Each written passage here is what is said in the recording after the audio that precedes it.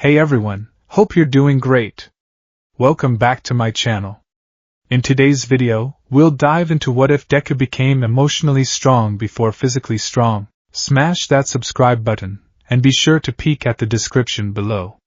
Let's begin. The definition of insanity, as the old adage went, was doing the same thing over and over again and expecting a different result. Izuku Midoriya had learned this lesson when he was 4 years old.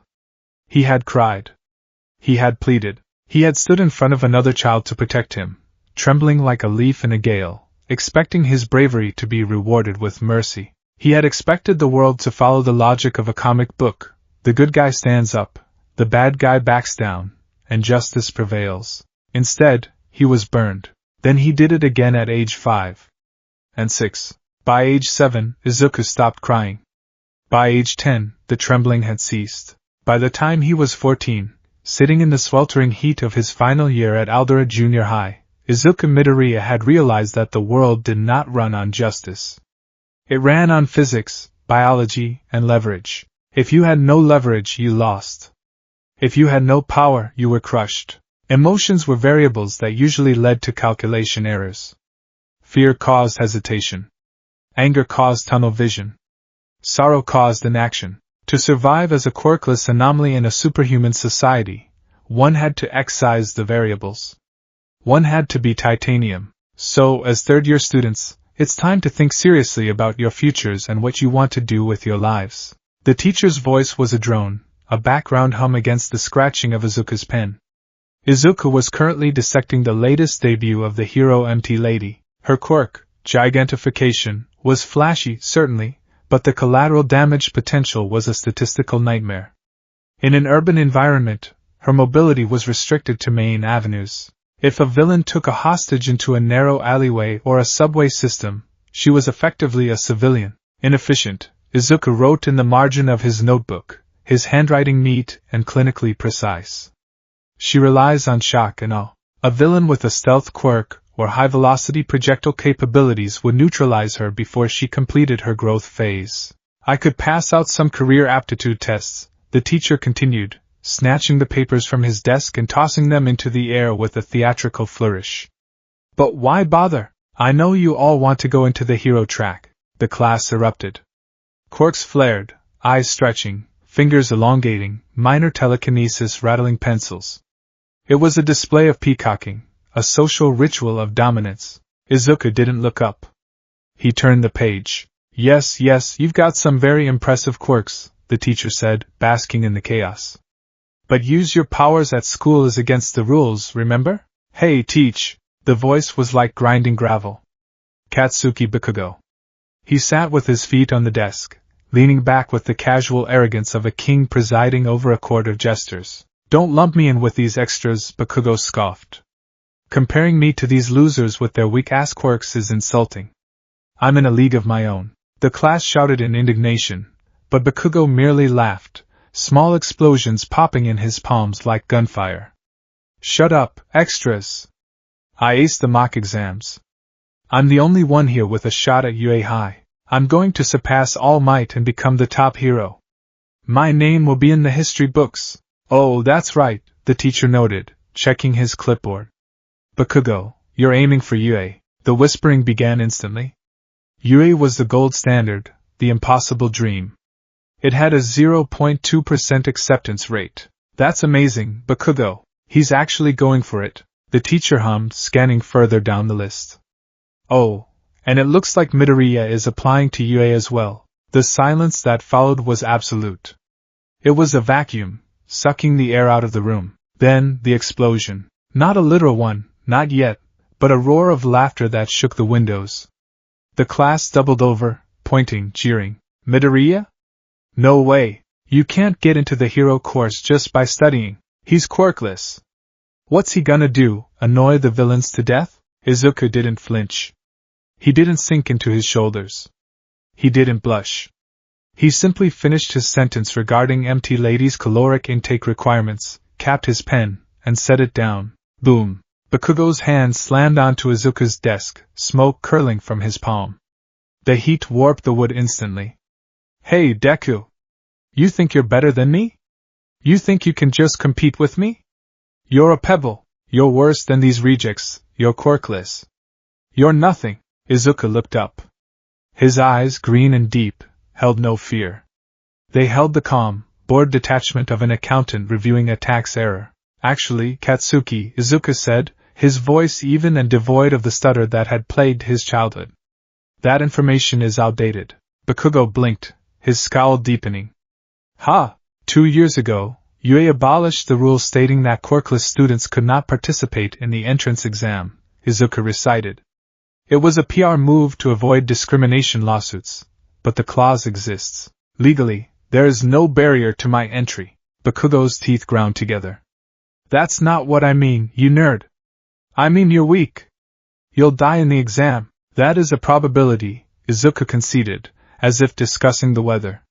However, the exam consists of a written portion and a practical. My mock scores for the written portion are in the 99th percentile. As for the practical, I have calculated the necessary physical benchmarks. Whether I meet them is my concern, not yours. Izuku reached out and gently pushed Bakugo's smoking hand off his desk. You're charring my notes. Please stop. The class went dead silent again. No one touched Bakugo. No one told Bakugo to stop. And certainly, no one looked at Bakugo with that much apathy. Bakugo looked as though he'd been slapped. His red eyes widened, then narrowed into slits of pure fury. He wasn't getting the reaction he fed on. He wanted fear. He wanted tears. He wanted Deku to acknowledge his superiority. You! Bakugo's voice dropped to a growl. Sit down, Bakugo, the teacher said lazily, finally deciding to intervene before a murder occurred. Class is still in session. Bakugo stared at Izuku for a long, tense moment. Izuku held the gaze, unblinking, his face a mask of polite disinterest. Finally, Bakugo scoffed, kicked Izuku's desk, and stalked back to his seat. Waste of space, Bakugo muttered. Izuku picked up his pen. Bakugo Katsuki. Emotionally volatile. Ego-dependent on external validation. Combat capability, high. Tactical restraint, low. He went back to work. The end of the day brought the golden hour sun, casting long, bruised shadows across the classroom. Izuku was packing his bag, organizing his textbooks by size and subject. Efficiency was key. He reached for his hero analysis for the future number 13 notebook, but a hand snatched it away first. Izuku sighed, closing his eyes for a brief second before opening them. Katsuki. Give it back. Bakugo stood there, flanked by his 2 lackeys. He held the notebook up, inspecting the cover with a sneer. We're not done talking, Deku. We never started talking, Izuku corrected, slinging his bag over his shoulder. You started yelling. There is a distinction. You've got a smart mouth lately. One of the lackeys laughed. Bakugo didn't laugh. He clamped his hands around the notebook. Boom! An explosion ripped through the paper, charring the spine and burning the pages. Smoke filled the air. Without a word, Bakugo tossed the ruined book out the open window. Izuku watched it fall. He tracked the trajectory. Based on the wind speed and the weight of the book, it would likely land in the koi pond. Most top-tier heroes have stories about their school days, Bakugo said, his voice low and menacing. I want mine to be perfect. I'm going to be the only one from this garbage dump of a school to make it to UA. You applying, it messes with the narrative. He stepped close, placing a hot hand on Izuku's shoulder. The fabric of Izuku's uniform began to smoke. Don't apply, Deku, Bakugo smiled, a cruel, jagged thing. Or I'll force you to retire before you even start. Izuku looked at the hand on his shoulder. He could feel the heat. It hurt. Pain was a signal sent from nerves to the brain. He acknowledged the signal and filed it away. Is that a threat of assault? Izuku asked. Bakugo blinked.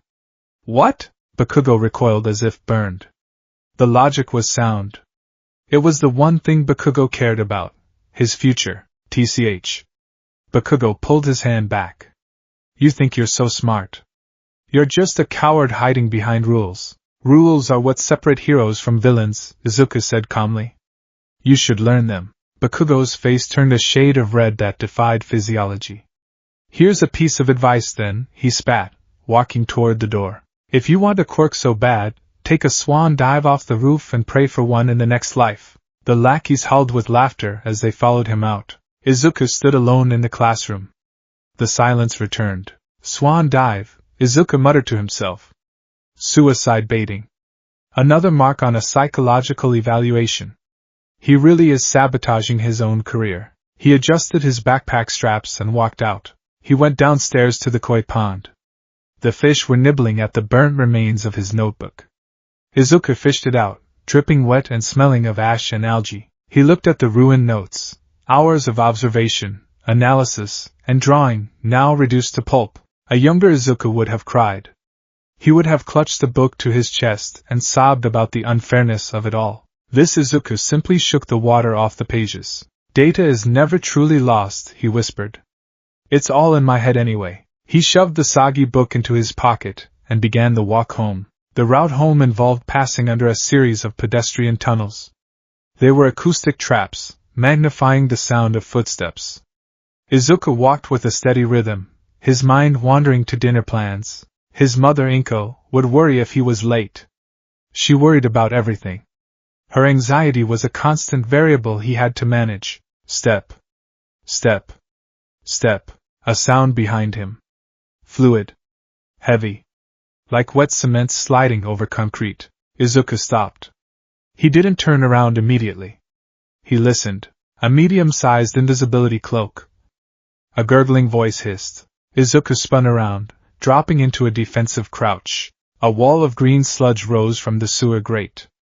Eyes, manic and yellow, floated in the muck. Teeth formed from the liquid, jagged and yellow. You'll do nicely, the villain crooned, lunging. Izuku analyzed the threat in a microsecond. Fluid body. Physical attacks ineffective. No visible solid core. Vulnerability. Likely needs a host or containment. Threat level, lethal. He tried to run, but the villain was faster. The sludge whipped out like a lash, wrapping around Izuku's ankles. He hit the pavement hard, the breath knocked out of him. Don't struggle, kid. It'll only hurt for 45 seconds. The sludge forced its way into his mouth and nose. Panic, cold and primal, spiked in Izuku's chest. He couldn't breathe. The taste was vile, like sewage and oil. The world began to blur at the edges. Oxygen deprivation, his mind supplied helpfully. Hypoxia. Brain damage imminent. Struggling is useless, he told himself, forcing his limbs to stop flailing.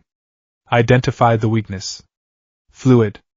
Viscosity. He clawed at the sludge, not frantically, but probing. His fingers sank in. There was nothing to grab. He was drowning on dry land. I'm going to die, Izuku thought.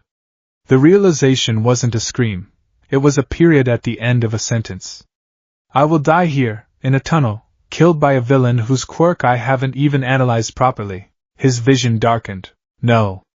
Not yet. He grabbed the straps of his backpack. If he couldn't hit the villain, he could change the variable of the environment. But his arms were losing strength. Suddenly, a loud clang echoed from the manhole cover. Have no fear! The voice was a sonic boom. Izuku's fading consciousness latched onto it. For I am here! A figure exploded from the sewer, muscular and towering. A punch was thrown. The air pressure alone felt like a hurricane. Texas smash! The wind pressure blasted the sludge apart. Izuku was thrown back, hitting the tunnel wall. He gasped, air rushing into his starving lungs. He coughed, heaved, and wiped the slime from his eyes. When he looked up, the villain was scattered across the walls in splatter patterns. And standing there, illuminated by the light at the end of the tunnel, was All Might. Izuku sat there, chest heaving, staring. He didn't scream. He didn't faint. He reached into his pocket, pulled out a handkerchief, and wiped his mouth. Are you all right, young man? All Might boomed, marching over. He was collecting the sludge into empty soda bottles with impossible speed. Izuku stood up, his legs shaky but holding. Hypoxia minimal, he croaked, checking his pulse. Heart rate elevated. No broken bones. He looked at All Might. Your wind pressure, calculated to disperse the fluid without lethal force to the hostage. Impressive control. All Might paused, blinking. He was used to screaming fans, fainting girls, or crying children. He was not used to a middle schooler analyzing his torque. Yes. Precision is key. All Might laughed, his signature pose rigid. My apologies for getting you caught up in my justice ing. I was chasing this fellow through the sewers. He held up the bottle containing the villain. But he is secure now. Well, I must be off. Evil never sleeps, and neither do I. All Might crouched, preparing to jump. Wait, Izuku said. No time. Stay out of trouble. All Might launched himself into the air. Logic dictated that jumping onto a superhero's leg during takeoff was a suicidal maneuver. It defied all safety protocols. It was irrational, but Izuku Midoriya had a question. A variable that needed to be solved. And for once, impulse overrode logic. He grabbed onto All Might's leg. Hey! Hey! Let go! I love my fans, but this is excessive. If I let go now, Izuku shouted, the wind whipping his face, gravity will kill me from this height. Basic physics. Ah. Good point. They landed on a rooftop. Izuku rolled upon impact, absorbing the shock, and immediately stood up to straighten his uniform. He was shaking, the adrenaline crash finally hitting him, but he locked his knees. That was incredibly reckless. All Might scolded, coughing slightly. It was necessary, Izuku countered, breathless. I have to know. Know what? Izuku looked at the symbol of peace. The man was a titan. A god among men. The apex of power. I have no quirk, Izuku stated flatly. All Might stopped moving. My entire life, the data has suggested that without power, I cannot function in a hero society. Teachers, peers, family, the consensus is 100% negative. Izuku clenched his fists at his sides. But I have a mind. I have will. I can analyze situations faster than most pros I've watched. So I need you, the top hero, to give me an objective assessment. Izuku stared into the shadowed eyes of All Might. Can I be a hero without a quirk? Is it logically possible? Steam began to rise from All Might's body. Young man, the world of heroes is dangerous. I know the danger, Izuku interrupted. I just faced death 5 minutes ago. I didn't freeze. I analyzed. Poof. The steam exploded. Izuku didn't flinch, though his eyes widened slightly. Where the Titan had stood, a skeletal man now slouched. Sunken eyes, sharp angles, blood trickling from his mouth. Izuku stared. He tilted his head. Energy conservation? Izuku guessed. Or a result of a critical injury restricting your active time limit? The skeleton man, All Might, coughed up blood. You catch on quick, kid. All Might sat down heavily. He lifted his shirt, revealing a scar that looked like a crater on the side of his torso. It was a ruin of scar tissue and missing organs. 5 years ago, All Might rasped. Respiratory system destroyed. Stomach gone.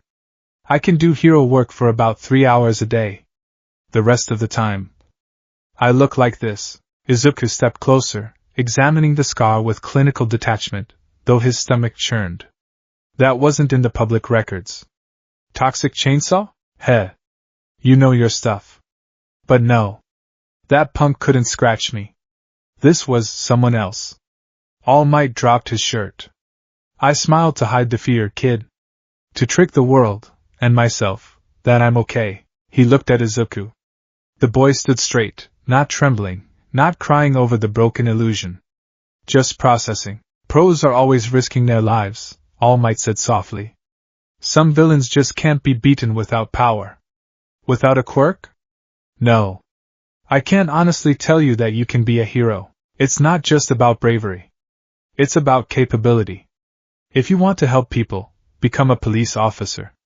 They get teased, but it's a fine profession. The words hung in the air. The verdict was in.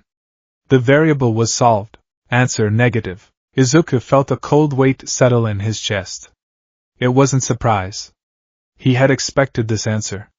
But hearing it from the source, it solidified the walls of his reality. I see, Izuku said. His voice was quiet, but steady. Thank you for your honesty. Most people just laugh. You gave me the logic. He bowed, a sharp, respectful angle. I won't tell anyone about your form. It would cause mass panic and destabilize the crime rate. Your secret is safe. Izuku turned and walked to the door of the roof. Kid. All Might started. It's fine, Izuku said without looking back. I just needed to know. The walk home was mechanical. Izuku's mind was usually a storm of thoughts. Now, it was silent. The no echoed. Police officer, he thought. Detective. Analyst. Support. There were paths. Sensible paths. Logical paths. But are they enough? He turned a corner and stopped. Smoke. Sirens. A crowd gathering. Habit took over. Izuku moved toward the disaster. It was data. He always collected data. The shopping district was on fire. Explosions rocked the street. The heroes were there, Death Arms, Kamui Woods, Empty Lady. But they were standing around. They were creating a perimeter, but they weren't engaging. Why aren't they moving? Izuku muttered, pushing to the front of the crowd. Then he saw it. The sludge villain. It got away? Izuku's eyes narrowed. No. All Might had it in a bottle. Did I, when I grabbed his leg? Guilt, cold and sharp. My fault. I introduced a variable that caused the container to fall. The villain was huge now, feeding on the fires. And in the center of the sludge, thrashing and screaming, was a boy, ash blonde hair. Explosions popping futilely against the liquid. Katsuki? I can't get close. Death Arms shouted. None of us have the right quirks for this. I need space. Empty Lady cried. I can't grow here. The slime is too slippery, Kamui Woods gritted out. We have to wait for a specialist. Wait! Izuku whispered. The word tasted like poison. He's suffocating. You can't wait. He looked at Bakugo. He saw the terror in those red eyes. For the first time in his life, Bakugo Katsuki looked like a victim. He looked like Izuku used to look. The pros were calculating risk. They determined the risk was too high. They were waiting for a better matchup. Logic dictates you wait, Izuku thought. You have no power. You are a liability. But then he looked at Bakugo's mouth, gasping for air that wasn't there. Logic dictates that if we wait, the hostage dies. Izuku dropped his backpack. Insanity is doing the same thing and expecting a different result. The pros are standing still. The result is death. So I must move. Izuku sprinted. Hey! Kid! Get back! Death Arms yelled. Izuku ignored him. He ignored the heat. He ignored the fear screaming in his hindbrain. He ran straight into the fire. The sludge villain saw him. You again? I'll kill you this time. Izuku didn't slow down. He analyzed the target. Eyes. The only solid point. Fluid bodies rely on visual orientation. He swung his backpack by the strap, using the centrifugal force. Target lock, Izuku hissed. He hurled the bag. It flew true, the corner slamming directly into the villain's left eye. Arg! The villain flinched, the sludge recoiling in pain. The grip on Bakugo loosened for a fraction of a second. That was the window. Izuku slid in, ignoring the burning pavement, and clawed his hands into the sludge around Bakugo's face. Deku? Bakugo gasped, coughing smoke. What the hell? Why are you here? Izuku didn't look at him. He was busy tearing at the slime, creating an airway. Shut up and breathe, Katsuki. Izuku barked, his voice commanding in a way Bakugo had never heard. Panic increases your oxygen consumption. Stop exploding and let me work. You, I said shut up. Izuku ripped a chunk of slime away from Bakugo's mouth. The pros aren't moving. I am. Keep your airway clear, the villain recovered. The sludge surged up, forming a massive wave poised to crush them both. You little pests! The villain roared. Izuku stood his ground. He stood in front of Bakugo. He had no quirk. He had no weapon. He raised his fists, copying the stance he had seen in boxing videos. If I'd die, Izuku thought, I'd die protecting someone who hates me. How inefficient. But he didn't lower his hands. A wind picked up. Not the wind of a villain. The wind of a god. All Might appeared, sliding in front of them, steam pouring off his body. He was pushing past his limit. He was forcing the form. I really am pathetic, All Might growled, grabbing Izuku and Bakugo's arms. I told you the traits of a hero, but I didn't live up to them myself. Blood sprayed from All Might's mouth, but his smile was blinding. Detroit. Smash! The punch changed the weather. The villain was vaporized into droplets. An updraft spiraled into the sky, punching a hole through the clouds. Rain began to fall. The crowd went silent. Then they roared. The aftermath was a lecture. The pro-heroes scolded Izuku. They called him reckless. They called him suicidal.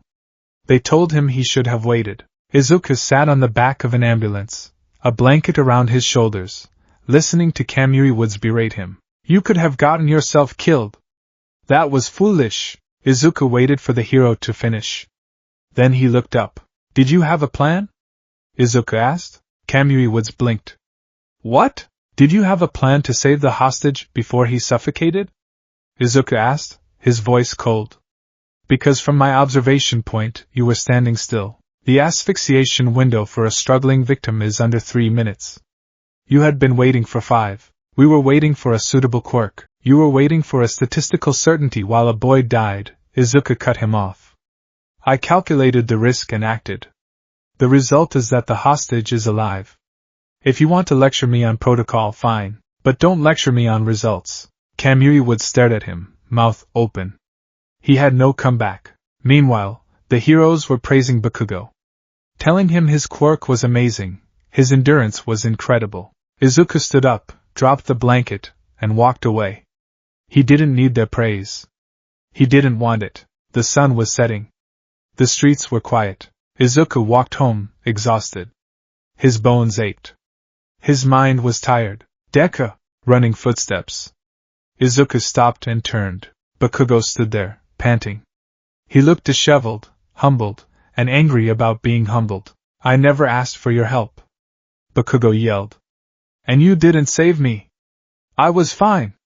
I would have gotten out. Don't look down on me. You're a quirkless failure. You didn't do anything. Bakugo was shaking. He was trying to reassemble his worldview. Izuku looked at him. He felt nothing. No anger. No hurt. Are you done? Izuku asked. Bakugo froze. I didn't do it for you, Katsuki, Izuku said calmly. I did it because it was the logical solution to the problem. You were just the variable in the equation. Don't flatter yourself. Izuku turned his back. Go home. Your mother will be worried. He started walking again. Bakugo stood there, stunned into silence.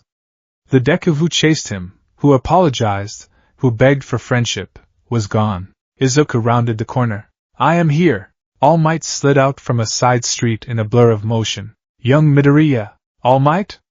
Izuku stopped. You should be resting. Your time limit. All Might deflated into his skeletal form, coughing. Detailed as always, kid. He stood up straight, looking at Izuku with a new expression. Not pity. Not dismissal. Respect. I have a correction to make, All Might said. Earlier, I told you that you couldn't be a hero without a quirk. Izuku waited. I watched you, All Might said. Back there. The pros stood still. I stood still. I was afraid of my limit. I was afraid of exposure. But you, All Might clenched his fist over his heart. You ran. You didn't have power. You didn't have a plan. You just had the drive. I had a plan, Izuku interjected. Aim for the eyes. Create an airway. All Might chuckled. Fair enough. But the point stands. Top heroes, their stories all have one thing in common. Their bodies moved before they could think. Izuku's eyes widened slightly. Moved before thinking? No. I thought. But the conclusion was action. You looked that villain in the eye when no one else would, All Might said. You, the quirkless, timid boy. I'm not timid, Izuku corrected automatically. You, the quirkless, bold boy, All Might amended with a grin. You inspired me to act. All Might stepped forward. The setting sun framed him in a halo of gold. Izuku Midoriya. I was wrong. All Might pointed a finger at him. You can be a hero. For the first time in 10 years, Izuku felt a crack in his armor. The titanium shell vibrated. A lump formed in his throat. He didn't cry. He had trained himself out of that. but his knees felt weak. He bowed his head. Thank you? That data point is validated. And All Might continued, I have a proposal. Izuku looked up. A proposal? I have a secret, young man. My quirk. It isn't natural. It wasn't something I was born with. Izuku's analyst brain spun up. Impossible. Quirks are genetic factors. Unless, a transfer? Artificial endowment? It is a torch, All Might said, spreading his hands. Passed down from holder to holder. A cultivation of power. One for all, Izuku repeated. I have been looking for a successor, All Might said gravely. Someone with the heart of a hero. Someone who moves when others freeze. I choose you. He pointed at Izuku. Inherit my power, Izuku Midoriya. The silence stretched. The wind rustled the leaves. Canonically, Izuku would be weeping. He would be screaming yes. Without hesitation. But this Izuku was different. He took a breath. He adjusted his backpack. You want to give me your quirk, Izuku summarized. Yes. Does it require surgery? No. You eat a strand of my hair, Izuku stared. That sounds unsanitary. And biologically dubious. All Might's sweat dropped. It's about the DNA. The intent, Izuku crossed his arms. What are the side effects?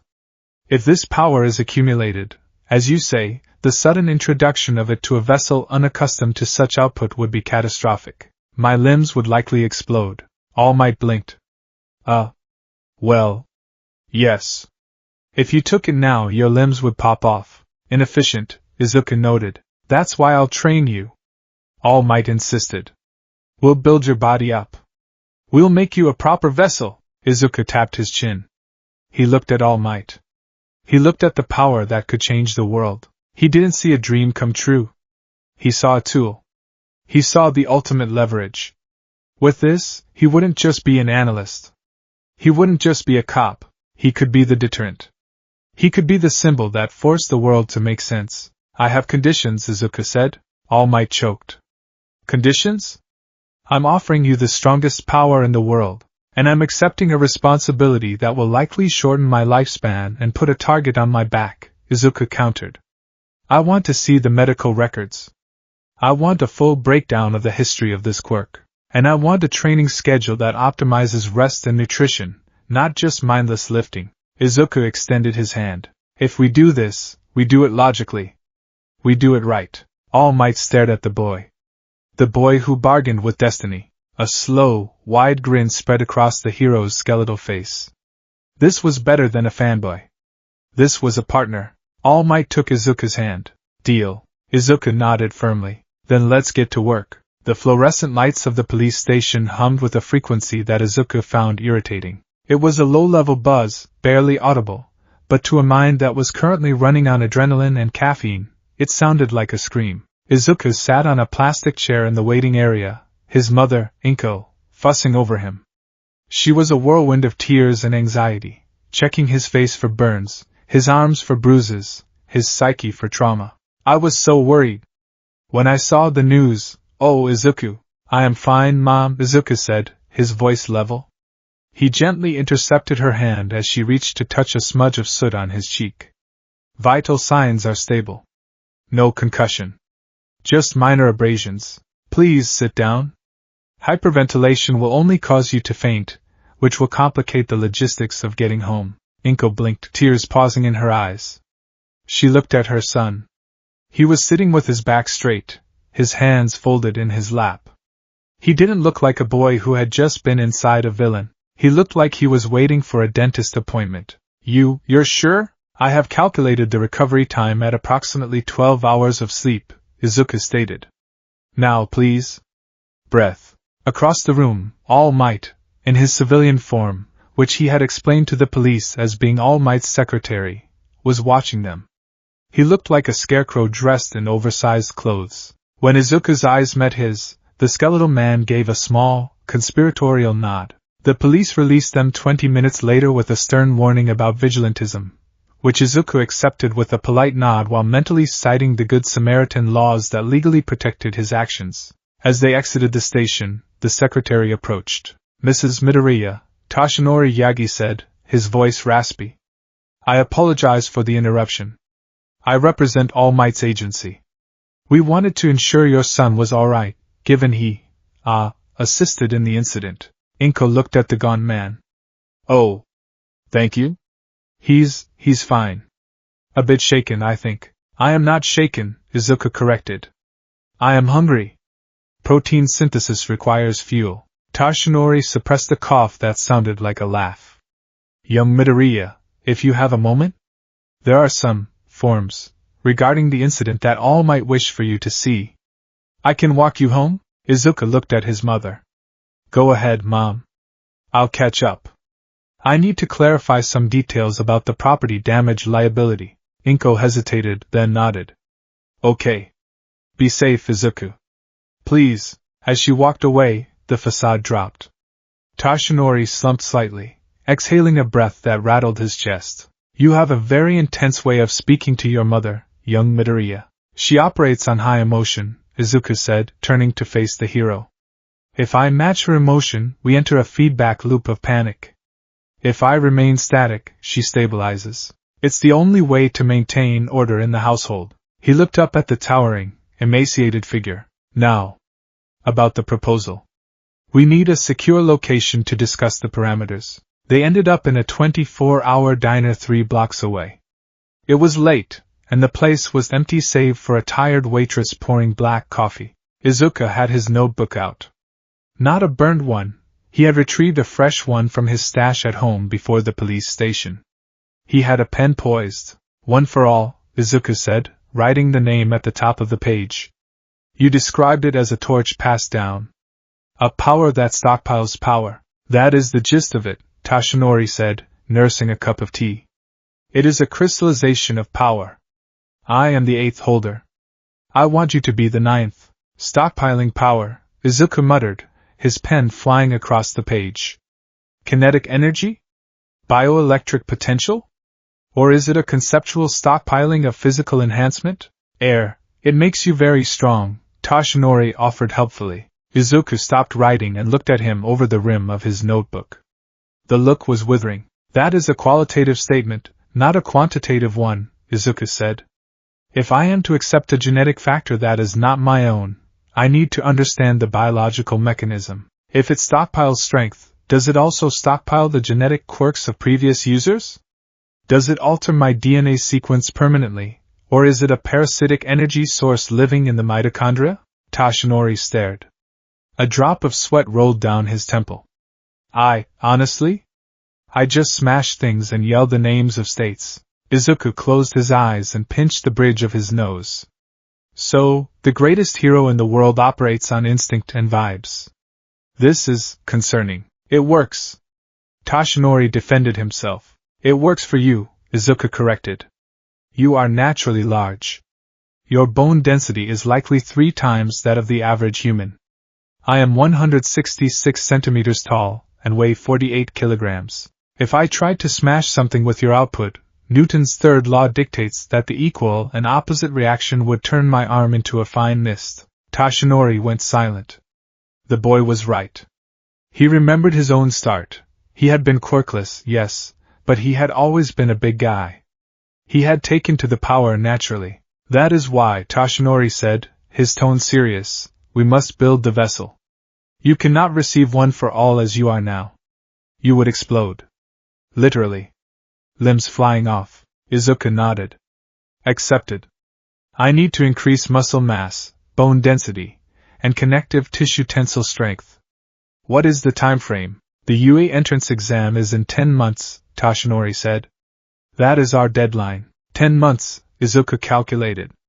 To transform an ectomorph body type into a vessel capable of holding a nuclear reactor. It's tight. We have no margin for error. Toshinori reached into his pocket and pulled out a folded piece of paper. He slammed it onto the table with a grin that looked gruesome on his skeletal face. And that is why I have prepared this. The aim to pass, American Dream Plan. Izuku took the paper. He unfolded it. It was a drawing. A crude crayon and marker drawing of Izuku pulling a refrigerator, running into the sunset, and eating a lot of rice. There were vague notes like sleep lots. And eat justice.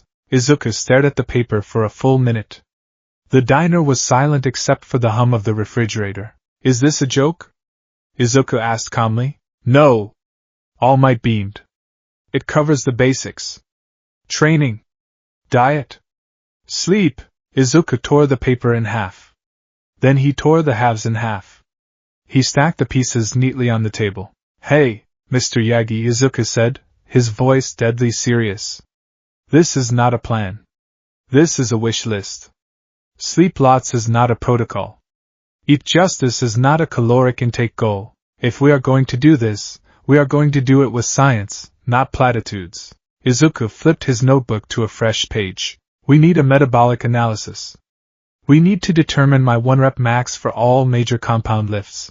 We need to calculate my basal metabolic rate and adjust for a caloric surplus of, given the time frame, at least 500 to 700 calories a day, primarily complex carbohydrates and lean proteins. We need a sleep schedule that aligns with REM cycles to maximize growth hormone secretion. He looked up at the hero. Do you have a certified personal trainer license? I'm the symbol of peace? That's a no, Izuku noted, writing it down. Fine. I will design the program. You will provide the equipment and the oversight to ensure I don't accidentally induce rhabdomyolysis. Toshinori slumped in his seat. He had expected a wide-eyed fanboy who would hang on his every word. Instead, he had recruited a project manager. You're a terrifying child, Toshinori muttered. I am a focused child, Izuku corrected. Now, let's talk about this beach park you want me to clean. Dagoba Municipal Beach Park. Day 1. The smell was the first thing to hit them. It was a bouquet of rotting seaweed, rusted metal, wet cardboard, and despair. Mountains of illegal dumping stretched as far as the eye could see, blocking the ocean view entirely. Izuku stood at the top of the stairs, wearing a teal tracksuit. He held a clipboard. This is the training ground. All Might announced, in his buff form for dramatic effect, before poofing back into a skeleton to save time. You will clean this entire beach. It will build your whole body. Izuku scanned the trash heaps. He didn't look daunted. He looked like he was cataloging inventory. The volume of waste is approximately large, Izuku noted. Moving this randomly is inefficient. He walked down the stairs, stepping over a crushed tire. He approached a rusted truck engine block half buried in the sand. Attempting to lift heavy objects without proper form will result in spinal injury, Izuku lectured, mostly to himself. I need to establish a grid system. A grid system? All Might asked, blinking. We divide the beach into zones, Izuku explained, sketching a map on his clipboard. Zone A, flammables and paper. Zone B, plastics. Zone C, metals. We prioritize heavy metals for hypertrophy training. I will drag the heavier items to the collection point using a sled harness to engage the posterior chain, glutes, hamstrings, lower back. Lighter items will be moved in sprints to improve cardiovascular endurance and fast-twitch muscle response. All Might scratched his head. I was just thinking you'd, haul stuff. Hauling stuff leads to muscle imbalances, Izuku said, tapping the pen against the board. I need symmetry. If I build the right arm more than the left, I'll be off balance when I receive the quirk. Also, I need you to spot me. Spot you? Yes. If a pile of trash collapses on me, I will die. Your job is to prevent that. Izuku looked at the hero. Can you handle that, or do I need to hire a construction crew? I can handle it. All Might said, slightly offended. Good. Izuku put the clipboard down on a clean rock. He crouched down next to a large, waterlogged sofa. He didn't just grab it. He planted his feet. He engaged his core. He took a sharp breath in, bracing his abdominal wall. Lift with the legs, he whispered. He drove upward. The sofa rose. His arms shook, his face turned red, but the logic held. The weight moved. Zone A, Izuku grunted, beginning the slow trudge to the dumpster. Commencing. Month 2, eat. Izuku stared at the bento box in front of him. It contained steamed chicken breast, broccoli, brown rice, and a hard-boiled egg. It was the exact same meal he had eaten for lunch for 45 days. It is optimized, Izuku said, picking up his chopsticks. But the texture is becoming repetitive. You're the one who made the meal plan. All Might cried. They were sitting on top of a pile of tires during a break. All Might was eating a convenience store burger. Izuku eyed the burger. That contains 30 grams of saturated fat. Given your missing stomach, the digestive stress must be immense. All Might froze mid-bite. Let a man have his vices, kid. Vices are variables that lead to early retirement, Izuku said, shoveling broccoli into his mouth. Speaking of retirement, I bought you a book. He reached into his bag and pulled out a thick textbook, Foundations of Pedagogy and Instructional Design. All Might took the book gingerly. What is this? You are a terrible teacher, Izuku said frankly. You rely on abstraction and metaphor. Clench your butt cheeks and yell smash is not a valid instruction for force application. I need you to understand biomechanics. You're assigning me homework? All Might asked, incredulous. I'm the mentor. You are the investor, Izuku corrected. I am the asset. It is in your best interest that the asset does not fail due to poor management. All Might sighed, but he opened the book. He looked at the boy. Izuku was already back to doing push-ups, his knuckles grinding into the sand. You really don't stop, do you? All Might asked softly. Stopping means thinking, Izuku grunted, lowering his chest to the sand. Thinking means remembering the probability of failure. I prefer to work. Month 4, the school variable. Aldera Junior High was a purgatory of wasted time. Izuku sat in class, his hand cramping. He wasn't taking notes on the history lesson. He was squeezing a grip strengthener under his desk. Squeeze. Release. Squeeze. Release. Midoriya, the teacher called on him. Izuku stood up instantly. Yes, sensei. Read the next passage. Izuku read it. Flawless diction. Bored tone. He sat back down and resumed squeezing the gripper. The bell rang for lunch. Izuku pulled out his Tupperware of chicken and broccoli. Deku. The shadow fell over his desk. Katsuki Bakugo. For the last 4 months, Bakugo had been escalating. The verbal jabs hadn't worked. The explosions hadn't worked. Izuku wasn't reacting. He wasn't cowering. He wasn't even looking at Bakugo. He was looking through him. We need to talk, Bakugo growled. I am eating, Izuku said. Digestion requires parasympathetic nervous system dominance. You are inducing sympathetic arousal. Go away. Bakugo slammed his hand on the desk. Don't ignore me. You've been acting weird. You look different. Bakugo's eyes scanned Izuku. The uniform was fitting tighter. The neck was thicker. The hands were calloused and scarred from rusted metal. You're up to something, Bakugo accused. You think because you did one reckless thing back with the sludge villain that you're a hero now? Izuku stopped chewing. He swallowed carefully. He set his chopsticks down. He looked up at Bakugo. Really looked at him. Katsuki, Izuku said. You are obsessed with me. It is inefficient. Ha! I'm not. You spend approximately 15% of your waking hours thinking about what I am doing, Izuku rattled off. You shape your worldview around being better than me. But I am not competing with you. Izuku leaned forward. His eyes were cold, hard emeralds. I am preparing for a war you don't even know exists. I am preparing to hold up the sky. You are just a noise in the background. So please. Be quiet. Bakugo recoiled. He actually took a step back. The aura coming off Izuku wasn't fear. It wasn't even anger. It was the indifference of a mountain looking at an ant. You! Bakugo's voice trembled with rage, but he didn't attack. He couldn't find the opening. Izuku picked up his chopsticks. My break is over in 20 minutes. I have to study English vocabulary. Bakugo stormed off, kicking a chair on his way out. The class whispered. Izuku didn't care. He squeezed the gripper. Squeeze. Release. Month 6, the wall. It was raining. A torrential downpour that turned the beach into a slurry of mud and trash. Izuku was trying to move a safe. It was a massive, iron monstrosity half buried in the wet sand. He pulled. His boots slipped. He fell face first into the mud. He got up. He wiped the mud from his eyes. He pulled again. Nothing. He sat back in the mud, panting. His hands were bleeding. His legs were shaking so hard they looked like they were vibrating. Young Midoriya, All Might called from under a large yellow umbrella. Maybe we call it a day? The friction coefficient is too low in this mud. It's dangerous. Izuku stared at the safe. It won't move, Izuku whispered. It's heavy, All Might agreed. We can get a winch tomorrow. No! Izuku slammed his fist into the mud.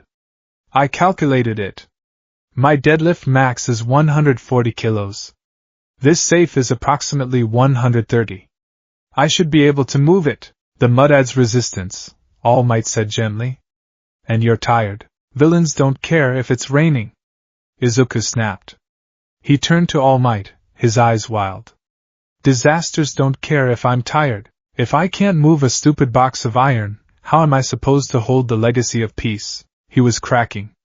The stoicism was a dam, and the water level was rising. I have no quirk, Izuku said, his voice breaking. I have nothing else. If I fail the logic, if the math doesn't work, then I am just a delusional kid dragging trash. All Might closed his umbrella. He let the rain soak his suit. He walked over and sat down in the mud next to Izuku. You know, All Might said quietly. The fourth user? He was a hermit. He spent his whole life hiding, just building the power. He thought he was a coward. Izuku looked at him. The seventh user, my master, she was a woman who lost her family because she tried to be a hero. She cried a lot. All Might looked at his hands. And me? Before I got this power, I was just a tall kid who hated seeing people hurt. I didn't have a plan. I didn't have a spreadsheet. All Might put a large, bony hand on Izuku's shoulder. Titanium is strong, Izuku. But if it's too rigid, it snaps under pressure. You need to be able to bend. All Might smiled. It's okay to be frustrated. It's okay to be weak for a minute. That's why you have a spotter. Izuku looked at the hand on his shoulder. He took a shaky breath. He let the frustration wash over him, acknowledged it, and then exhaled it. Emotion is a variable, Izuku muttered. But repression leads to cortisol buildup, which hinders muscle recovery. Exactly. All Might laughed. So scream if you want. Cry. It's good for the soul. Izuku stood up. He didn't scream. He didn't cry. He walked to the other side of the safe. Leverage, Izuku said. If I can't pull it, I need to change the angle. He dug his hands under the corner. He didn't pull back. He lifted up. He used his legs like pistons. Pivot point. With a roar that was more exertion than emotion, Izuku flipped the safe. It slammed into the mud a meter away. He flipped it again. And again. I will move it, Izuku panted, one flip at a time. All Might watched him go, tears mixing with the rain on his face. You're a monster, kid. A verified monster. Month 10, the horizon, the day of the exam. Dawn. The beach was gone. In its place was a pristine stretch of white sand, curving gently along the coastline. The ocean lapped at the shore, clear and unobstructed. The mountains of trash, the tires, the appliances, the despair, were gone. At the center of the beach stood Izuku Midoriya. He was shirtless. The transformation was startling. He wasn't bulky. He didn't have the slab-like muscle of All Might. He was built like a predator. Lean, corded muscle wrapped around dense bone. A six-pack of abdominals defined by months of core stabilization. His back was a map of definition. He was wire and steel. Compact. Efficient. All Might arrived in his buff form, landing with a soft thud. He looked around, his blue eyes wide. Oh my goodness! All Might laughed, a booming sound that scared the seagulls. You did it! You actually finished it! And with 2 hours to spare, Izuku put on his shirt. He buttoned it methodically. The schedule was adhered to, Izuku said, though there was a hint of satisfaction in his voice. I moved the last truck chassis at 0400 hours. He looked at his hands. He opened and closed them. I am ready. Indeed you are. All Might deflated into Tashinori. He walked over, looking solemn. You have built the vessel. You have proven your will. Now, it is time for the ceremony. Tashinori reached up and plucked a long, blonde hair from his head. He held it out to Izuku. Eat this. Izuku stared at the hair. The wind blew softly. I anticipated this, Izuku said. He reached into his bag and pulled out a small portable blender, a banana, a scoop of protein powder, and a bottle of water. Wait, Toshinori said. Izuku dropped the banana, the powder, and the water into the blender. He took the hair from Toshinori's hand and dropped it in. He whirred the machine to life. That takes the majesty out of it, Toshinori whispered, heartbroken. Ingesting raw keratin is difficult to swallow and may induce a gag reflex, which would risk expelling the DNA sample, Izuku explained over the noise of the blender. Liquefaction ensures complete consumption. He turned the blender off. He held up the shaker cup. To the future, Izuku said. He downed the smoothie in one go. He wiped his mouth. Now what? Now, Toshinori said, grinning, we wait for digestion. And you go to UA. The gates of UA. The structure was imposing. Glass and steel reaching for the sky. The barrier to entry for the elite. Izuku stood at the gate. He checked his watch. He checked his heart rate 65 BPM resting. He checked his shoelaces. He walked forward. Out of my way, Deku. Bakugo walked past him, shoulder checking him. Usually Izuku would stumble. Today, he didn't move. His core engaged automatically. Bakugo was the one who bounced off, stumbling slightly. Ha! Bakugo spun around. Izuku kept walking. Excuse me, Katsuki? I have an appointment with Destiny. Bakugo stared at Izuku's back. He saw the way the uniform stretched over his shoulders. He saw the confident, rhythmic gait. What the hell? Bakugo whispered. Izuku walked into the courtyard. He took a breath. He felt something. A warmth in his stomach. A low hum in his veins. Is that it? He wondered.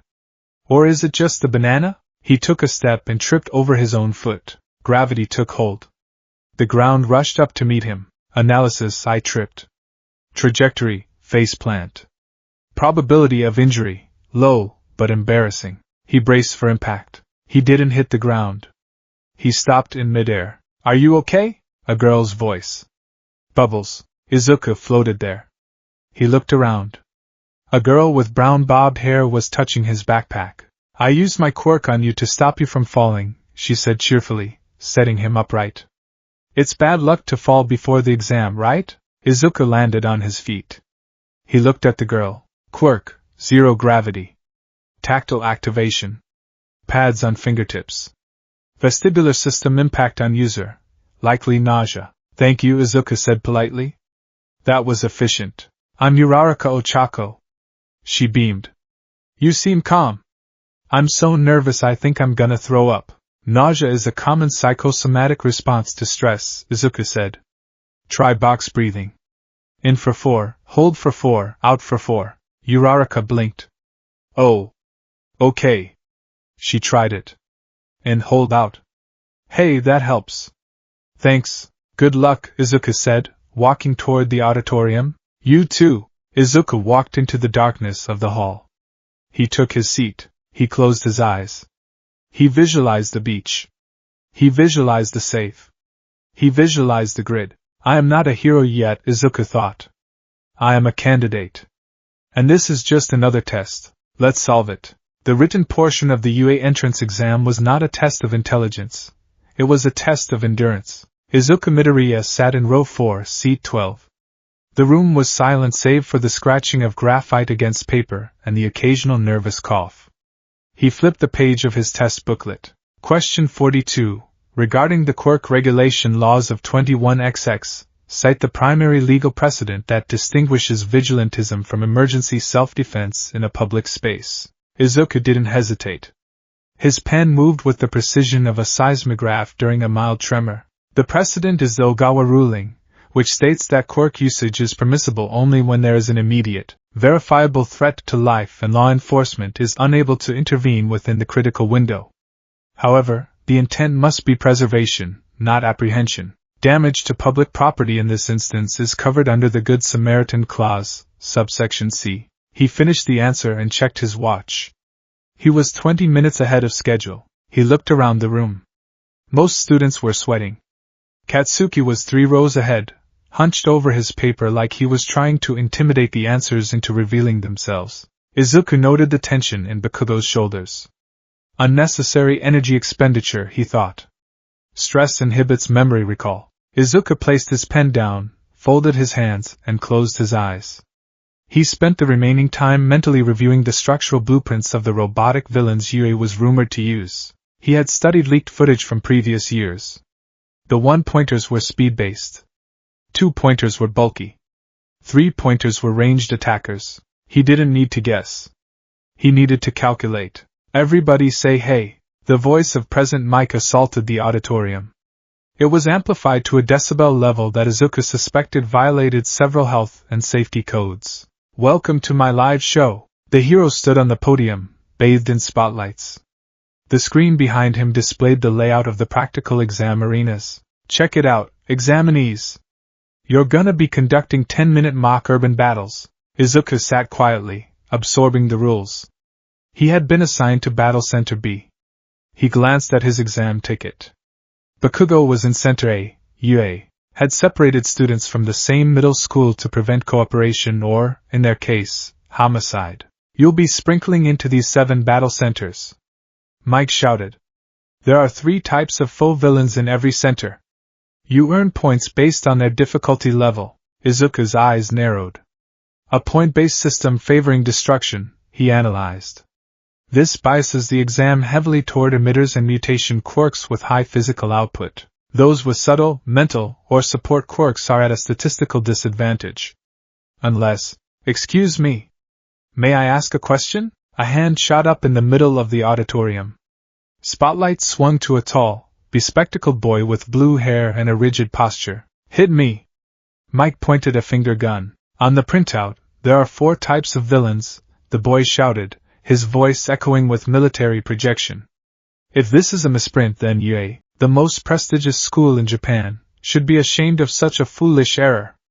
We examinees are here in this place because we wish to be molded into exemplary model heroes. The boy then spun around and pointed a stiff finger directly at Izuku. In addition, you with the curly hair. Izuku blinked. He didn't flinch. He just looked at the finger pointing at him. You've been muttering this whole time, the boy accused. It's distracting. If you're here on a pleasure trip, then you should leave immediately. The auditorium rippled with snickers. Izuku could feel the eyes on him. Hundreds of competitors judging him. Izuku slowly stood up.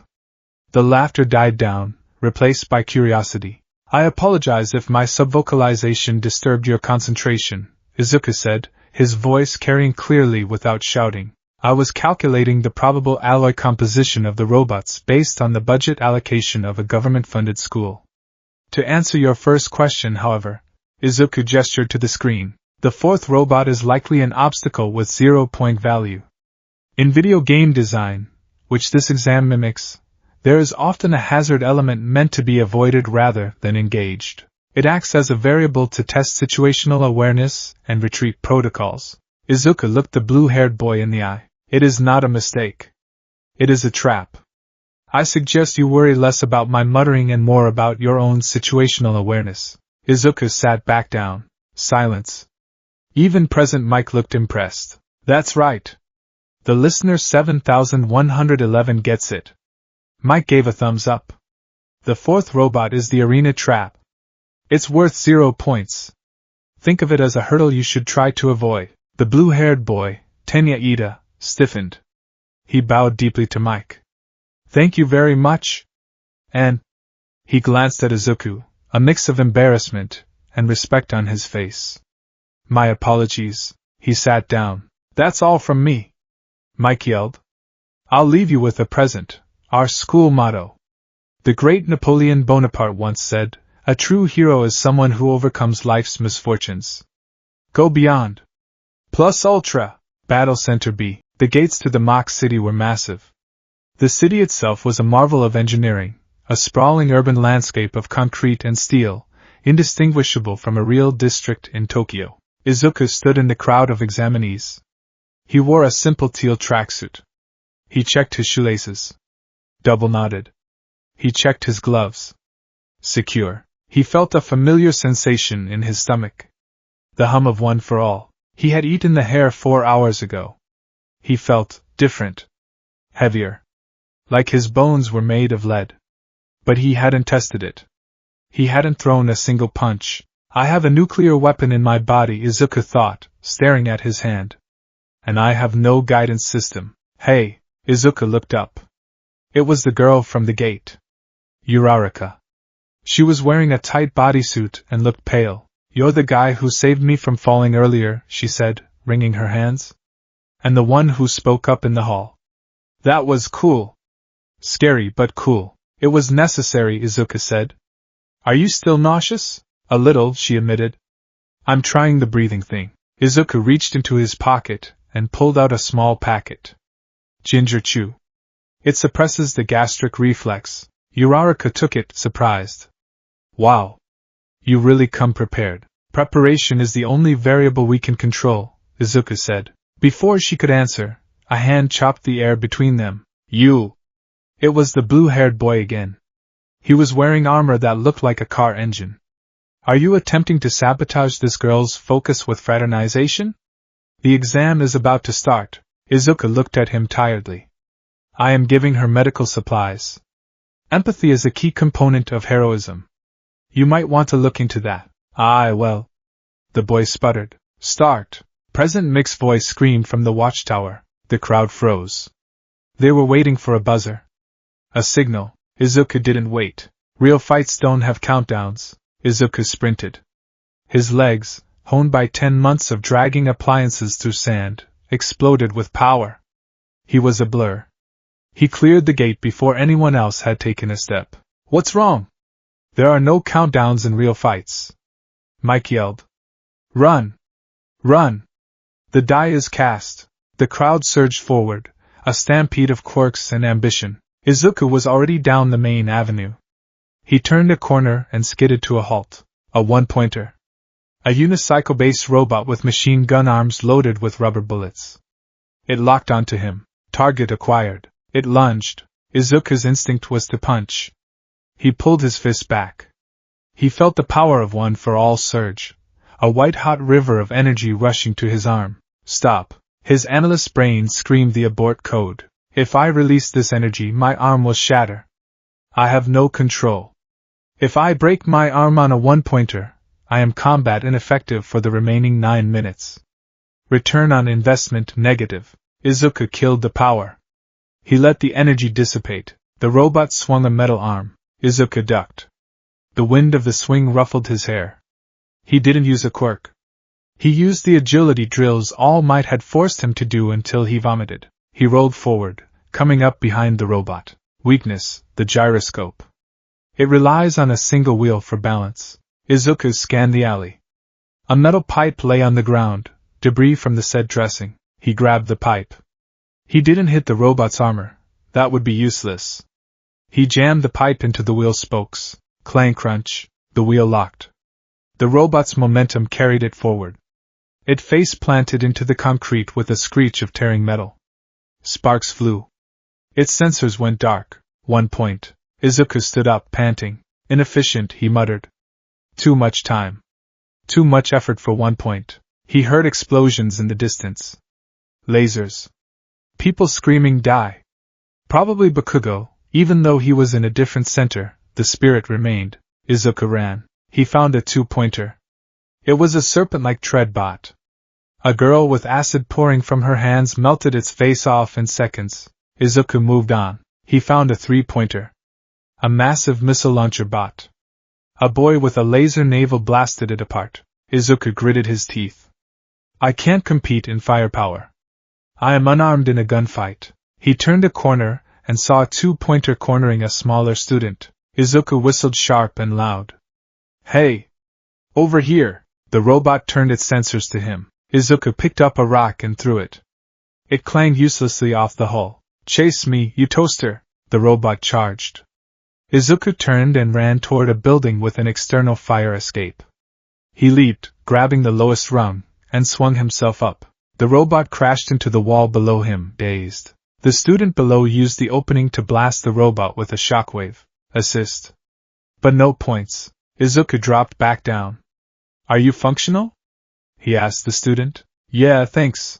Izuku nodded and ran. Time check, 4 minutes remaining. Score, 1 point. This is bad, Izuku whispered. His breathing was heavy, controlled, but the physiological signs of stress were mounting. His hands were shaking. He needed a weapon. He needed leverage. He rounded a corner into a plaza. It was a war zone. Robots lay in heaps. Students were panting, high-fiving, checking their scores. I got 30. I got 45. Izuku stood in the middle of the street. 1 point. The logic dictates that I am failing, he thought. I built the vessel. I have the power. But I cannot use it without self-destructing. It is a paradox. He saw a 3-pointer emerge from an alley. He prepared to engage. He would have to try a joint lock. Maybe he could rip out its wiring if he got close enough. Then, the ground jumped. It wasn't a vibration. It was a convulsion. The concrete rippled like water. Windows shattered.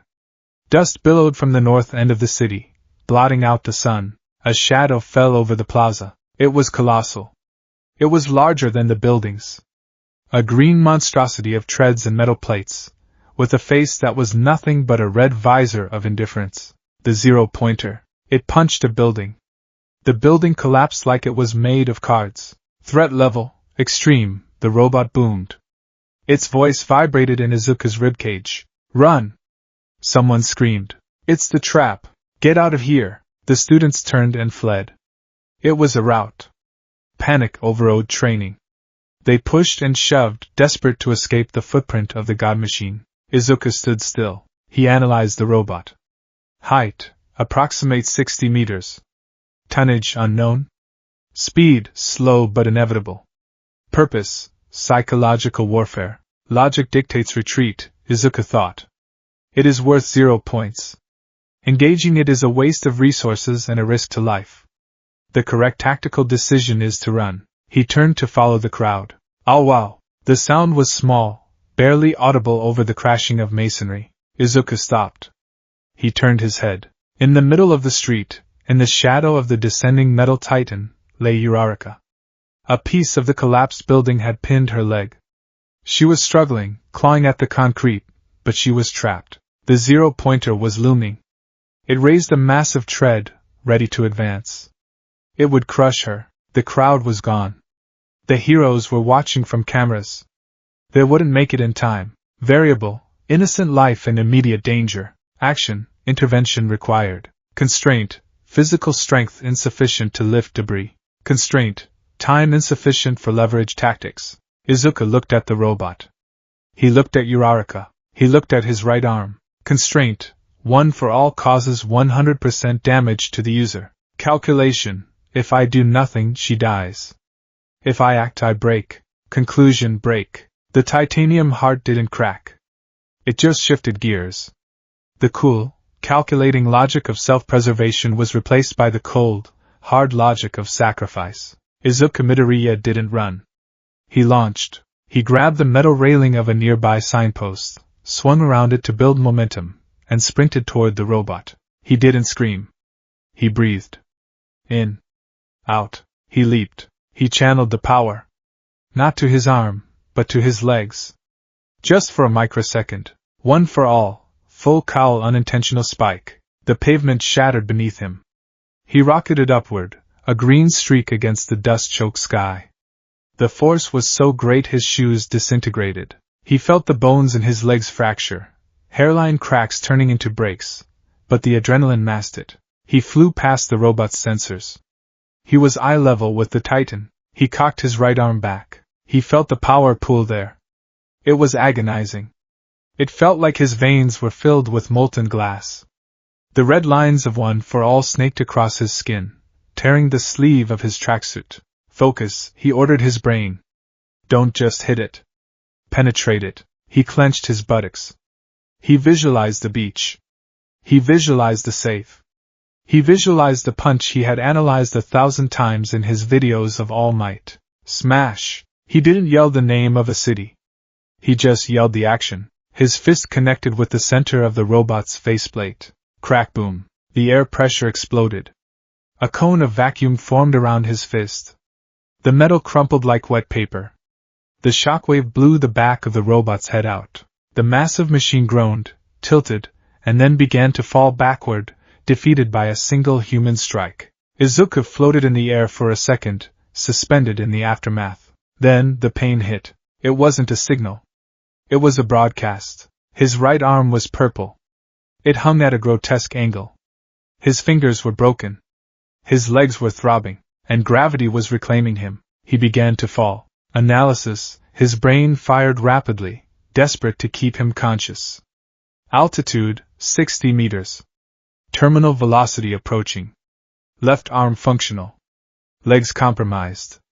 Right arm compromised. He saw the ground rushing up. If I land, I die. I need to create an updraft. I need to use the left arm too. He tried to raise his left arm. It felt like lead. He was exhausted. The tank was empty. So this is it, Izuku thought, watching the concrete get closer. Inefficient. Slap! His descent stopped. He hung in the air, inches from the ground. He looked over. Uraraka was floating on a piece of debris she had touched to herself. She had slapped his cheek. Her face was green. Release!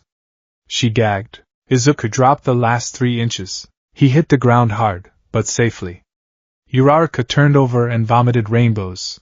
Izuku lay on his back. He stared at the sky. The dust was clearing. He tried to move his right arm. It screamed at him. Subject, neutralized, Izuku whispered. Time's up. The buzzer sounded. The exam was over. Izuku closed his eyes. Score, 1 point. 0 combat points. 1 rescue. Failed. What was that? Did you see him jump? He took out the 0-pointer in 1 hit. I thought he didn't have a quirk. Why was he acting so weak before? The students were gathering around. A circle of whispers and all. Ida was there. He looked at the destroyed robot. He looked at Izuku, broken and bleeding on the pavement. He jumped to save her, Ida muttered, his hands clenching. I ran away. He assessed the threat and engaged it to protect a fellow examinee. He sacrificed his own chances. Ida felt a wave of shame so profound it nearly buckled his knees. He showed the true embodiment of a hero. Move aside, move aside. A small, elderly woman hobbled through the crowd. Recovery girl. Oh dear, she clucked, looking at Izuku. You really overdid it, didn't you, Sonny? Izuku opened his eyes. He looked at the nurse. The output regulation failed, Izuku rasped. I calculated a 5% draw. The system surged to 100%. The vessel wasn't ready. Stop analyzing and start healing, recovery girl scolded. She leaned down and kissed his forehead. Quirk, heal. Izuku's body glowed green. His energy was drained instantly to fuel the cellular regeneration. The bones snapped back into place. The bruising faded to yellow, then vanished. Izuku gasped, his eyes rolling back for a second before he stabilized. He sat up. He flexed his right hand. It was stiff, but whole. My stamina is depleted, Izuku noted. I need approximately 4,000 calories immediately. Here. Recovery girl handed him a handful of gummies. Eat these. And be more careful. You have a powerful quirk, but your body isn't keeping up with your ambition. It's not ambition, Izuku said, standing up shakily. He looked at the wreckage of the 0-pointer. It was the only logical solution. He walked over to Uraraka, who was wiping her mouth. Are you intact? He asked. Uraraka looked up at him. Her eyes were wide, filled with a mix of terror and gratitude. You saved me. You saved me, Izuku corrected. If you hadn't neutralized my velocity, the impact trauma would have been fatal. We are even. He offered her a hand. She took it. Thank you, Deku, she whispered. Izuku paused. The nickname. Bakugo used it as an insult. She used it as something else. Midoriya, he corrected gently. My name is Midoriya. Oh. Right. Sorry. Izuku turned to leave. The other students parted for him like he was radioactive. He walked toward the exit tunnel. He had 0 points. He had failed the exam. He would have to look into police academy applications. Or general studies. But as he walked, he looked at his fist. He remembered the feeling of the impact. The feeling of absolute power. For a brief second, the logic disappeared. I smashed it, he thought. I actually smashed it. A small, imperceptible smile touched his lips. 1 week later, Izuku sat in his room. It was dark. The desk lamp was the only illumination. He was lifting a dumbbell. Up. Down. Up. Down. He hadn't heard from Yue. The letter should have arrived yesterday. Inko opened the door slowly. She was trembling. She held an envelope. Izuku, it's here. Izuku set the dumbbell down. He stood up. He took the envelope. It was heavy. I'll open it alone, he said. Inko nodded and closed the door. Izuku sat at his desk. He opened the envelope with a letter opener. No tearing. Precision. A metal disc fell out. It projected a hologram. I am here as a projection. All Might filled the room, or at least a miniature version of him. Young Midoriya. It has been a week. I apologize for the silence. I have been doing a lot of paperwork. Being a teacher is hard. Izuku watched, his face impassive. Let's get to the point. You passed the written exam with flying colors. A perfect score. But the practical, All Might paused. The hologram seemed to sigh. 0 combat points. A tough break. Based on combat points alone, you failed. Izuku nodded.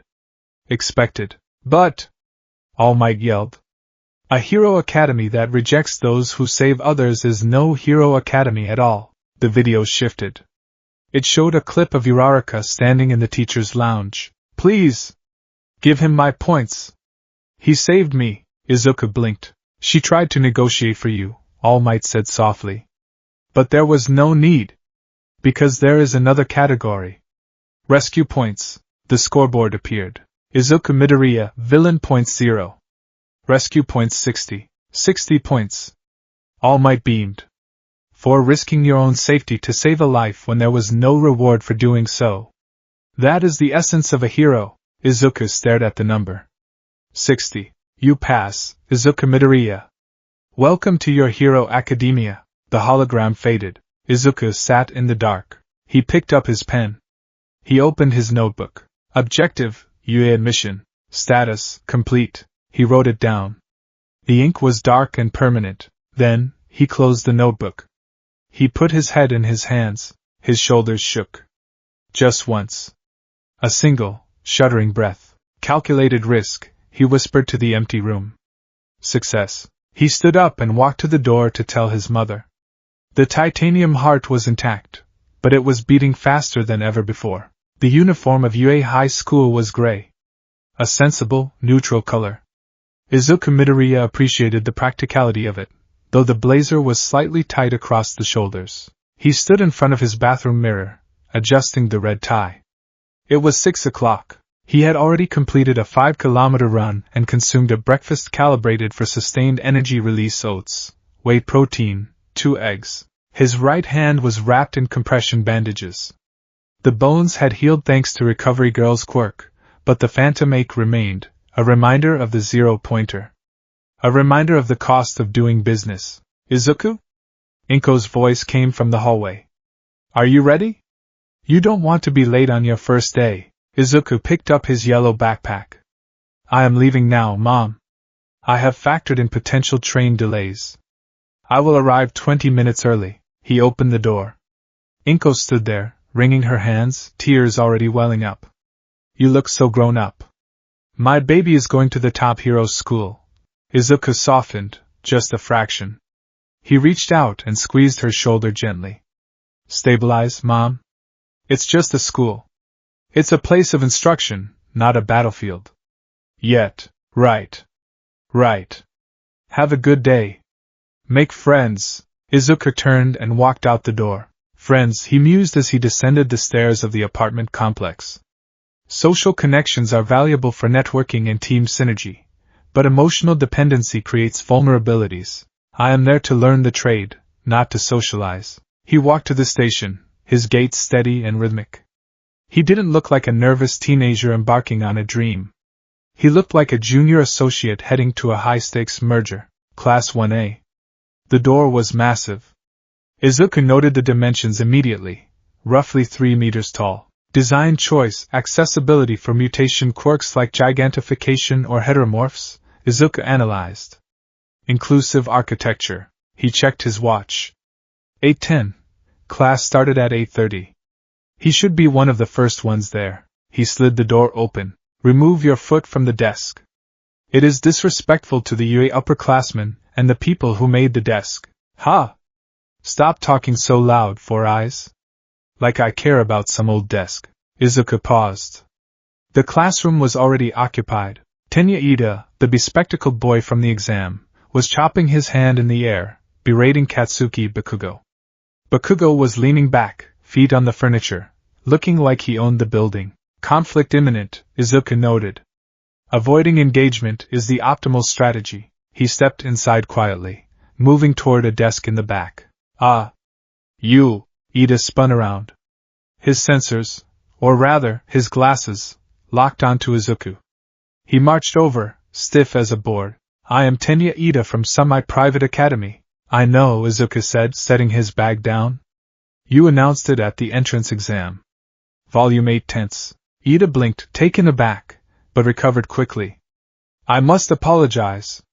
I misjudged you during the exam. You perceived the true nature of the test, the rescue component, while I was blinded by the surface-level objective. You are a superior candidate. It wasn't superiority, Izuku corrected, pulling out his notebook. It was risk assessment. The zero-pointer was a trap. The rescue was the hidden variable. You focused on the stated rules. I focused on the moral imperative. Both are valid hero strategies, depending on the jurisdiction. Ida stared at him. You analyze everything, don't you? It's efficient. Oh. It's you! Deku! Izuku suppressed a sigh. Ochako Uraraka appeared at the door, beaming. You made it! I was so worried about your arm. And that punch! Whoosh! It was like POW. She mimed a punch, her face glowing with excitement. Midoriya, Izuku corrected automatically. And yes, the arm is functional. Recovery Girl is an excellent medical asset. I'm just glad you're here. We're gonna be classmates. I wonder who our teacher is? Izuku glanced at the door.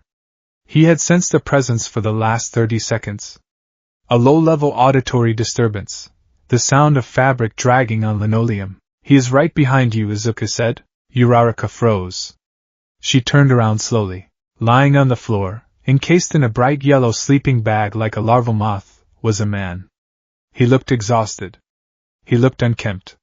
He looked like a vagrant who had wandered past security. He sucked on a pouch of jelly drink with a slurping sound. It took you 8 seconds to quiet down, the man said, his voice dry and scratchy. He stood up, shedding the sleeping bag in one fluid motion. Time is limited. You kids lack rationality. The class stared. This was a teacher? Izuku's eyes narrowed. He scanned the man. Black hair unwashed.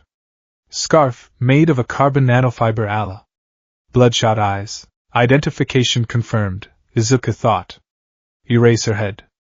Underground hero. Specialization, ambush and suppression. Quirk, erasure. Known for ruthless efficiency and high expulsion rates. I'm your homeroom teacher, Shota Aizawa, the man said. Nice to meet you. He reached into his sleeping bag and pulled out a stack of blue gym uniforms. Put these on and meet me on the athletic grounds. What about the entrance ceremony? Uraraka asked. Or the guidance counselor meeting? Aizawa began walking away. If you want to be heroes, you don't have time for frilly ceremonies. UA is known for its freestyle educational traditions. That applies to the teachers as well. He stopped at the door and looked back. Don't be late. The locker room. The boys changed in relative silence, the tension of the strange teacher hanging over them. This is unorthodox, Ida muttered, buttoning his gym shirt. Skipping the ceremony? It violates the standard academic protocol. It's a stress test, Izuku said. He was lacing his shoes. His torso was exposed for a moment, revealing the lean, corded muscle and the faint scars from the beach trash. Mineta, a small boy with grape-like balls on his head, stared. Whoa. You're ripped, Midoriya? You look like a mini All Might. Functional hypertrophy, Izuku stated, pulling his shirt on. Eraserhead is not a teacher who values tradition. He values output. He is testing our ability to adapt to sudden schedule changes. In the field, villains do not wait for the opening ceremony. Bakugo slammed his locker shut. Stop acting like you know everything, Deku. You're just a quirkless reject who got lucky with a borrowed power. The room went quiet. The others looked between them. Borrowed power? Izuku turned to Bakugo. Luck is a statistical probability. Preparation increases the probability. I prepared. You should focus on your shoelaces, Katsuki. The left one is loose. You'll trip at the 40-meter mark. Bakugo looked down. His left lace was indeed untied. He growled and bent down to tie it aggressively. The athletic grounds, the sun was high and bright. The class stood in a cluster, looking at Aizawa, who held a softball. A quirk apprehension test? The class chorused. But we did this in middle school. Someone complained. Standard fitness tests. No quirks allowed. Rationality, Aizawa said. The country still insists on prohibiting quirks when calculating the average of physical records. It's not rational. The Ministry of Education is procrastinating. He turned to Bakugo. Bakugo. You finished first in the entrance exam. In junior high, what was your best result for the softball throw? 67 meters, Bakugo scoffed. Then try it with your quirk. Aizawa tossed him the ball. Do whatever you want. Just stay in the circle. Bakugo stepped into the circle. He stretched his arms. A feral grin spread across his face. Die! He threw the ball. As it left his fingertips, he detonated an explosion behind it. Boom! The ball rocketed into the sky, leaving a trail of smoke. Die! Izuku whispered. An odd vocalization for a projectile launch. Aizawa held up a device. 705.2 meters. Whoa! That's awesome. We can use our quirks? This is gonna be fun. I want to go next. The atmosphere lightened. The students were smiling. They were excited. Aizawa's expression darkened. The air temperature seemed to drop. Fun? He repeated softly. You have 3 years to become a hero.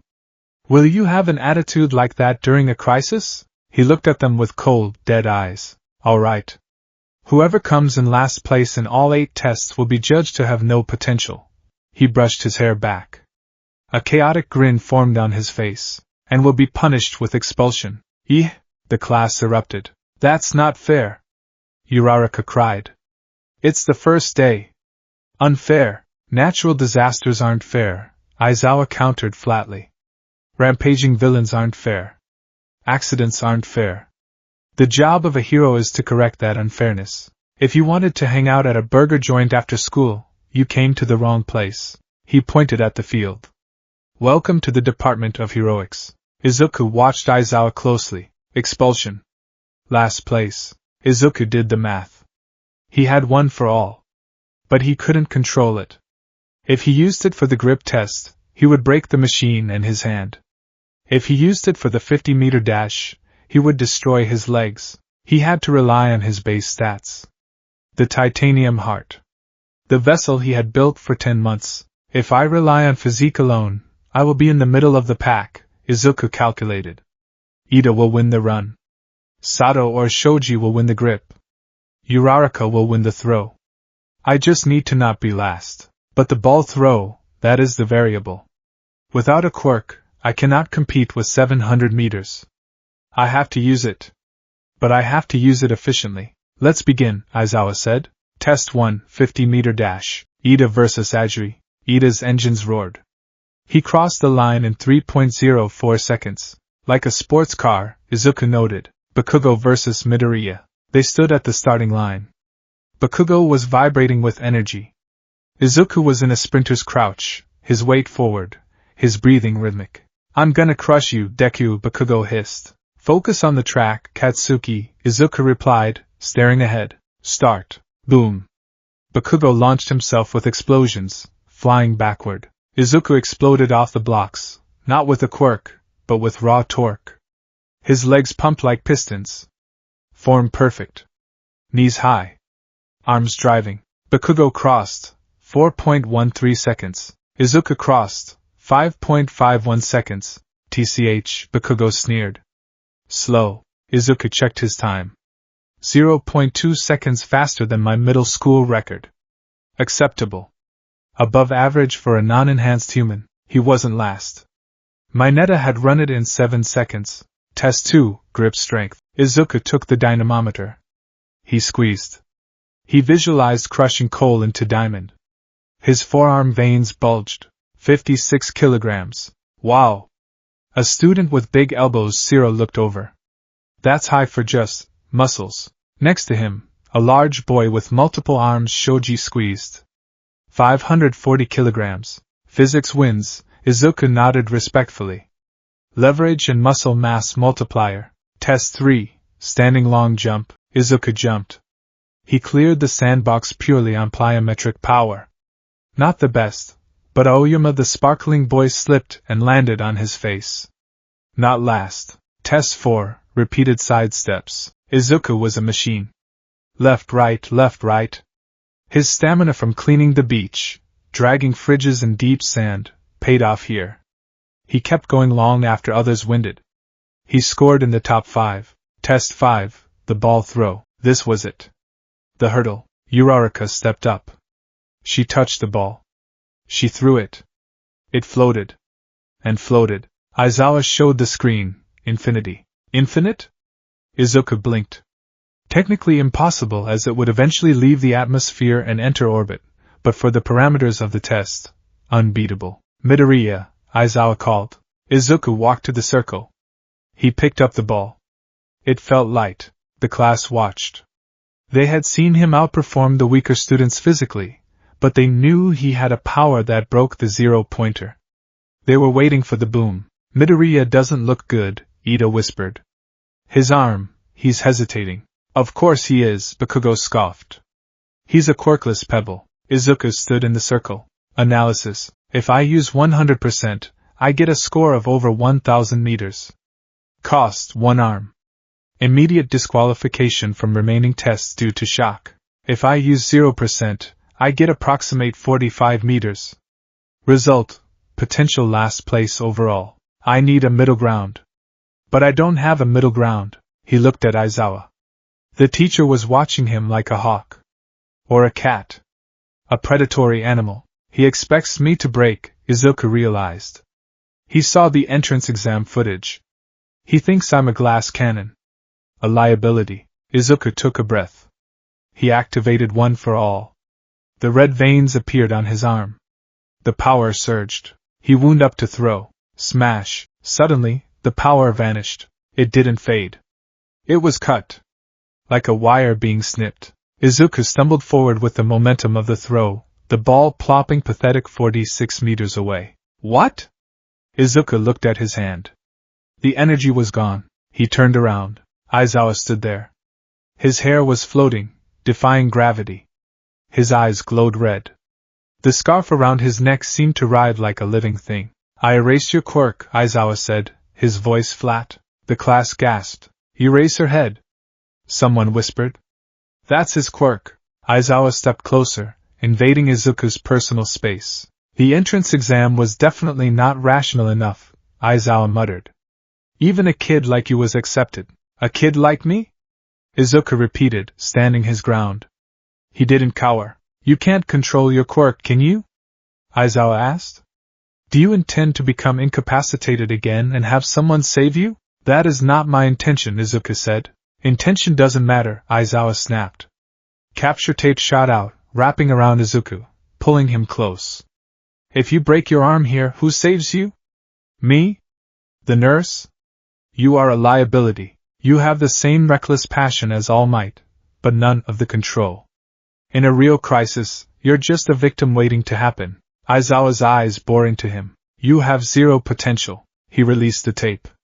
His eyes returned to black, his hair fell. I've returned your quirk. You have one more throw. Get it over with and go pack your things. Izuku stood there. He rubbed his wrist where the tape had squeezed. The old Deku would be crying. The old Deku would be shaking. The old Deku would believe him. This Izuku processed the data. Teacher, Shota Aizawa. Psychological profile, logical. Cynical. Uses fear as a filter. Argument. I am a liability because I self-destruct. Counter-argument.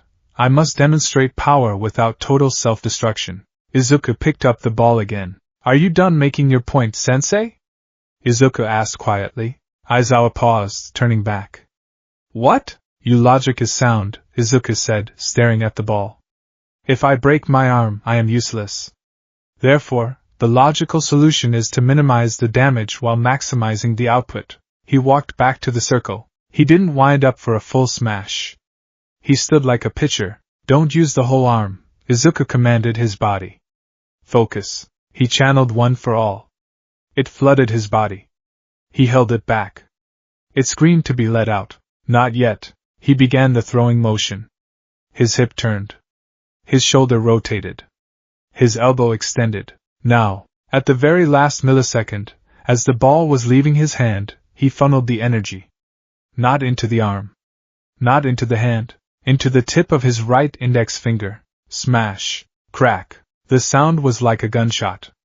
A shockwave blasted dust into the air behind him. The ball vanished. It tore through the sky, piercing the clouds. Izuku felt the finger snap. The pain was white-hot, instant, and familiar. He didn't scream. He hissed through his teeth, clutching his right hand with his left. His index finger was purple, swollen, and definitely broken. Pain is data, he reminded himself. Bone fracture confirmed. Distal phalanx compromised. He looked up. The device in Aizawa's hand beeped. 705.3 meters. 0.1 meters farther than Bakugo. Izuku turned to Aizawa. He was sweating, his face pale from the pain, but his eyes were burning with cold fire. He held up his fist, the broken finger throbbing. I have minimized the casualty to 1 digit, Izuku said, his voice steady despite the tremor in his body. My legs are functional. My other arm is functional. I can still fight. He stared Aizawa down. Zero potential? Or simply unrefined data? Aizawa's eyes widened. The tired, bored expression cracked. A grin, not the creepy one from before, but a genuine, impressed, slightly terrified grin, crept onto his face. This kid, Aizawa thought. He didn't panic. He analyzed the constraint and found a workaround in seconds. He accepted the pain as a transaction. Aizawa lowered the device. He got over 700 meters. Finally, a hero-like record. Uraraka cheered. His finger is swollen. That looks painful. Ida noted, but one person wasn't cheering. DKU. Bakugo stood there, smoke rising from his palms. His brain had short-circuited. 700 meters? Without a quirk? No. He used a quirk. He has a quirk. He lied. You bastard! Bakugo screamed. He launched himself at Izuku. Tell me what's going on. You damn nerd! Izuku saw him coming. Threat imminent. Right side. Explosive capability. Izuku prepared to dodge. He shifted his weight to the left. But suddenly Bakugo stopped. He choked, falling forward, wrapped in the capture tape. What the? This cloth is stiff. Bakugo yelled. It's capture weapon made of carbon fiber and a special metal alloy, Aizawa mumbled, holding the other end of the tape. His hair was floating again. Geez, stop making me use my quirk over and over. I have dry eye. You're wasting time, Izuku said to Bakugo, who was thrashing. And energy. Aizawa released Bakugo. We're moving on to the remaining tests. Midoriya, go get that finger taped up, but don't go to the nurse yet. Finish the tests. Understood. Izuku pulled a roll of athletic tape from his pocket. He always carried it. He splinted his own finger against the middle one with grim efficiency. Bakugo watched him. The look in Bakugo's eyes had changed. It wasn't just anger anymore. It was fear.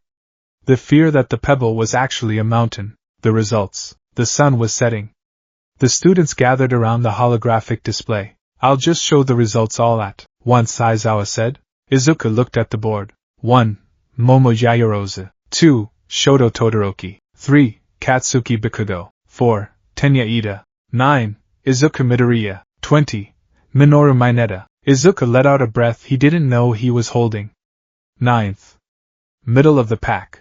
His physical scores were high enough to offset the lack of quirk use in the other tests, and the ball throw had boosted him significantly. By the way, Aizawa said, turning off the display. I was lying about the expulsion. Silence. It was a logical ruse to draw out the upper limits of your potential. Way out? The class screamed. Of course it was a lie, said a tall girl with a ponytail Yajirosa. It was obvious if you thought about it. That was a little nerve-wracking, though. Siro sighed. Izuku looked at Aizawa. Their eyes met. It wasn't a lie, Izuku said quietly. The class looked at him. Sir, Izuku continued. You expelled an entire class of first years last year. It's on the public record if you dig deep enough into the accreditation files. You have zero tolerance for lack of potential. Aizawa raised an eyebrow.